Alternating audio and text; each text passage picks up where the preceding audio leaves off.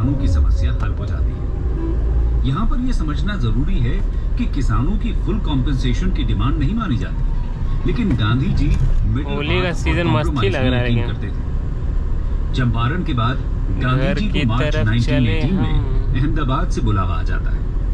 यहाँ cotton mill owners और workers के बीच प्लेग बोनस के डिसकंटिन्यूएशन के इशू पर डिस्प्यूट खड़ा हो गया। अरे भाई ज्यादा स्पीड में मिल ओनर्स बोनस खत्म कर देना चाहते थे और वर्कर्स की डिमांड थी कि इसके बदले में उनके वेजेस में 50% की बढ़ोतरी की जाए, जिससे वो वॉर टाइम इन्फ्लेशन में खुद को मैनेज कर सके। लेकिन मिल ओनर्स सिर्फ 20% की बढ़ोतरी के लिए तैयार थे, इसलिए वर्कर्स हड़ताल पर चले जाते हैं। मिल ओनर्स और वर्कर्स के बीच के रिश्ते और खराब होने लगते हैं। जब हड़ताल पर गए वर्कर्स को डिसमिस किया जाने लगता है और बॉम्बे से वीवर्स को बुलाने का डिसीजन लिया जाता है, ऐसी सिचुएशन में हेल्प के लिए वर्कर्स अनुसुईया साराभाई के पास पहुंचते हैं। यही तो बनना है। अनुसुईया साराभाई एक सोशल वर्कर थी और अंबालाल साराभाई की बहन भी थी। अंबालाल साराभाई एक मिल ओनर होने के साथ साथ अहमदाबाद मिल ओनर्स एसोसिएशन के प्रेसिडेंट भी थे। अनुसुईया बहन गांधी जी से इस डिस्प्यूट में इंटरवीन करने की रिक्वेस्ट करती है। वैसे तो गांधी जी अंबालाल साराभाई के दोस्त थे।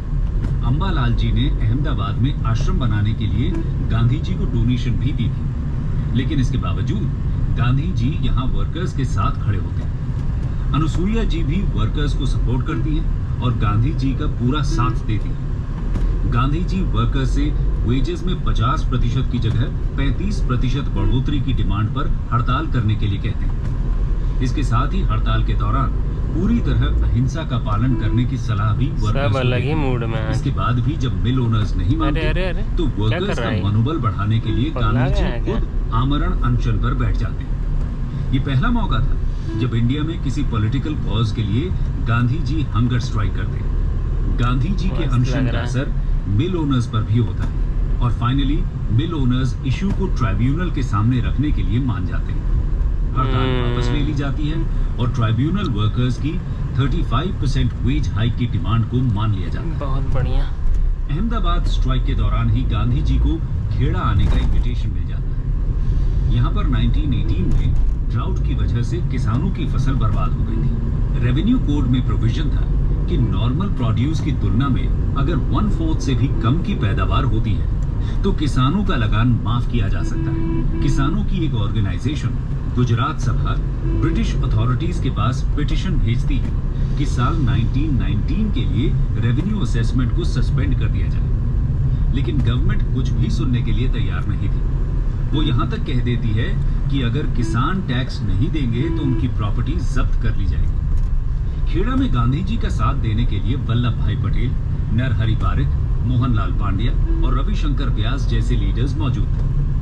ये लोग गांव-गांव जाकर किसानों को ऑर्गेनाइज करते हैं और उन्हें बताते हैं कि क्या करना है। खेड़ा सत्याग्रह में टैक्सेस के नॉन पेमेंट का डिसीजन लिया गया था। इस सत्याग्रह के दौरान किसानों ने शानदार अनुशासन और एकता का परिचय दिया था।